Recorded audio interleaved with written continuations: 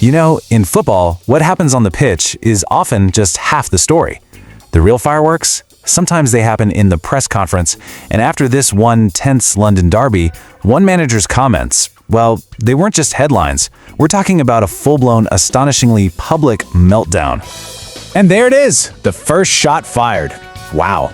That's Tottenham's interim coach, Igor Tudor. And he's not just questioning a call, he's flat out accusing Fulham's Raúl Jiménez of cheating.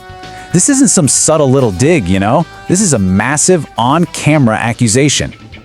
So, okay, that's the quote that blew everything up, right? It grabbed all the headlines. But to really get what's going on here, you've got to understand that the frustration behind this had been simmering for weeks. This wasn't some random explosion.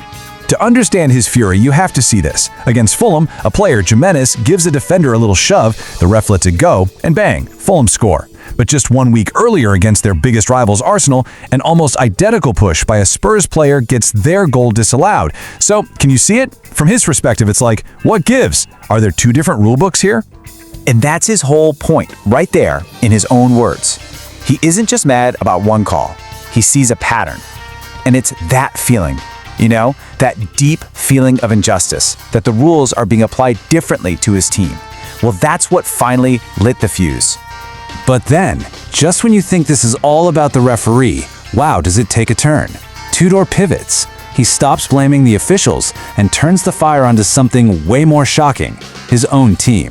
And this, right here, is the moment a complaint became a genuine, full-blown crisis. I mean, you can almost feel the air go out of the room.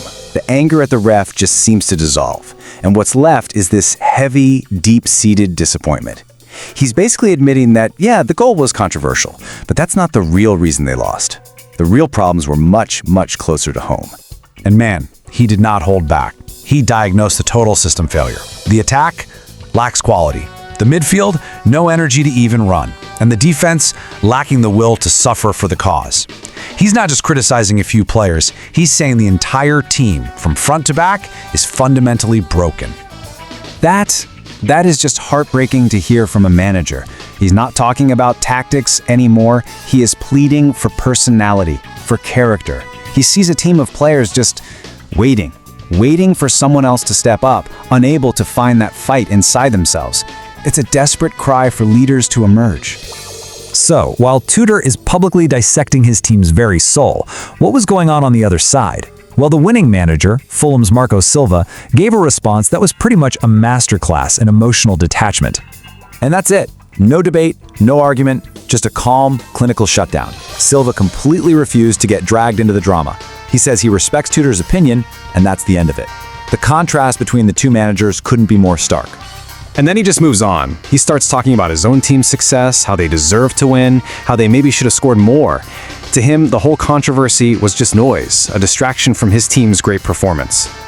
So with the words of both managers hanging in the air, let's look at the cold, hard facts behind all this. Because Tudor's despair didn't come from nowhere. This wasn't just one bad day at the office for Tottenham. Oh no, this was part of a terrifying pattern. 10. Let that number sink in. 10 Premier League games without a single victory. That's not just a slump, that's a freefall. For a club of Tottenham's size, that is absolutely catastrophic, and it explains the crushing pressure Tudor was under. And here's the real-world consequence of a run like that. This isn't about chasing trophies or European spots anymore. This is about survival. Being just 4 points clear of the relegation zone means the threat of getting kicked out of England's top league is terrifyingly real. Which leaves us with this one huge final question. Igor Tudor didn't just criticize his players, he publicly questioned their very character, their quality, their will to fight. After a leader lays his team's problems bare so brutally, how can a team possibly find its way back? Or is the trust between a manager and his players just fundamentally broken?